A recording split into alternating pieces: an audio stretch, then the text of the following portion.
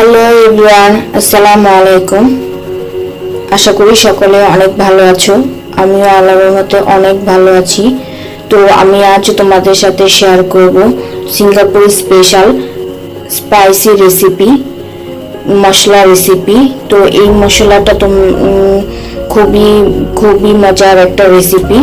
তো তোমরা অবশ্যই ট্রাই করবে।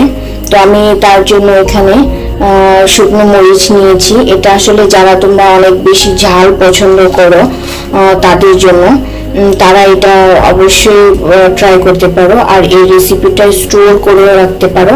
তো তার জন্য আমি এখানে দেখো শুকনো মরিচ নিয়েছি, আর এখানে কিছু পেঁয়াজ কুচি করে কেটে নিয়েছি। এখানে নিয়েছি তেঁতুলের পানি নিয়েছি, আর এখানে নিয়েছি আদা রসুন, আর এখানে কিছু চিংড়ি মাছ নিয়ে নিয়েছি। এটা আমি ভালো করে ক্লিন করে নিয়ে নিয়েছি আগে থেকে। তো এখানে আমি যেটা করব এখন, এগুলোকে আমি গ্রাইন্ডারে ব্লেন্ড করে নেব। তো চলো ব্লেন্ড করে নিই প্রথমে এটা। তো তার এই জন্য আমি এখানে একটা গ্রাইন্ডার নিয়ে নিয়েছি। তো এখানে আমি একে এখন সব কিছু ঢেলে দিব।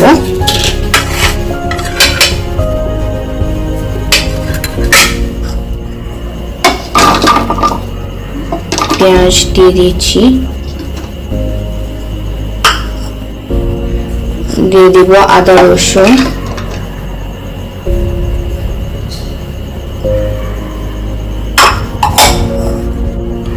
আর শুকনো মরিচ।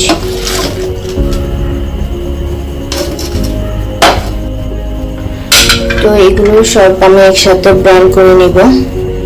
তো আমি এগুলো একটা পেস্ট তৈরি করে নেব। তো আমি এখানে একটু একটু করে জল বেশি দিব না, অল্প অল্প জল দিব, আর একটু একটু করে ব্লেন্ড করে নেব।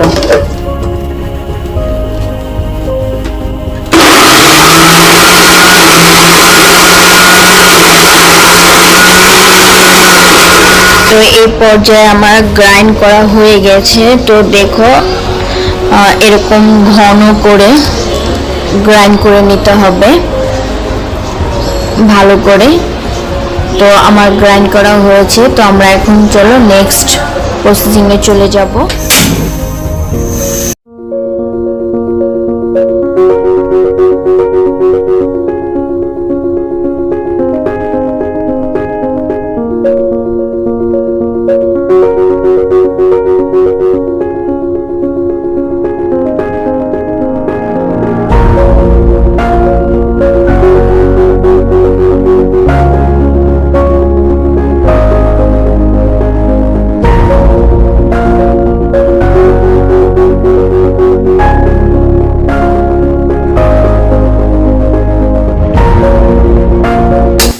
যখন এরকম হয়ে আসবে, ঘন হয়ে আসবে, তখন এখানে আমি কিছু পেঁয়াজ দিয়ে দেব।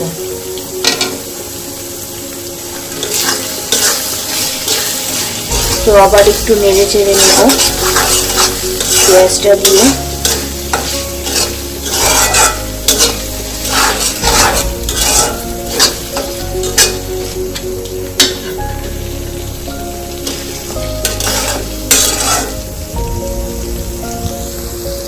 তো পেঁয়াজটা একটু সফট হয়ে আসলে এখানে আমি এক টেবিল চামচ চিনি দিয়ে দিব। চিনিটা দিলে আসলে টেস্টটা একটু ভালো হয়, একটু বেড়ে যায়। তো আবারও কিছুক্ষণ নেড়ে চেড়ে নেব।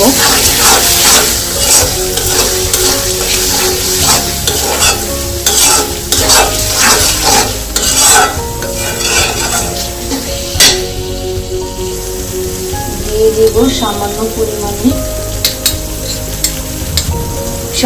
পরিমাণে লবণ দিয়ে দিব।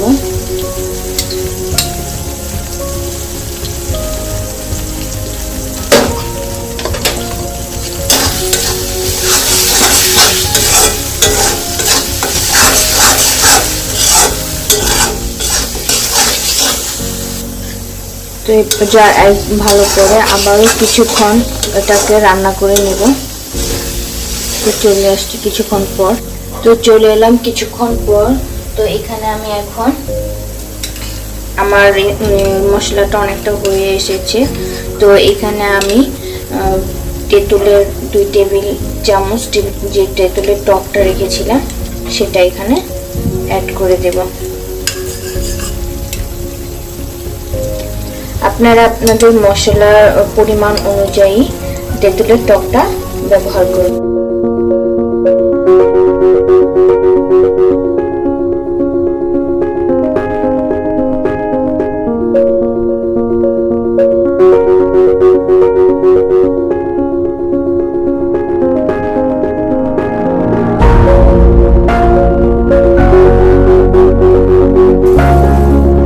এখানে মশলাটা ঠান্ডা হয়ে এসেছে। তো এটা আমি এখন একটা জারের মধ্যে স্টোর করে রাখবো।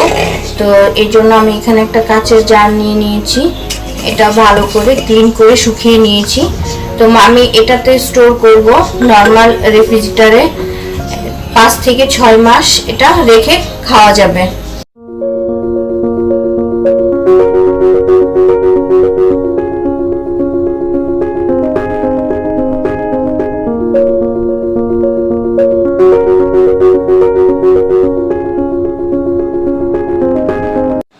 তো আমি এখন তোমাদের দেখিয়ে দিব কিভাবে এই মশলাটা রান্নাতে ইউজ করতে হয়। তো চলো রান্নাতে চলে যাই।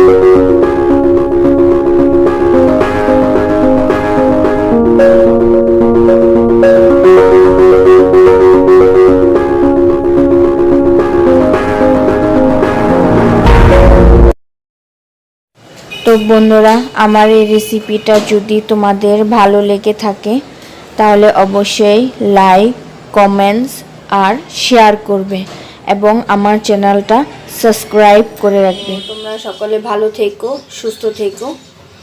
আজ এখানেই বিদায় নিচ্ছি। আল্লাহ হাফেজ।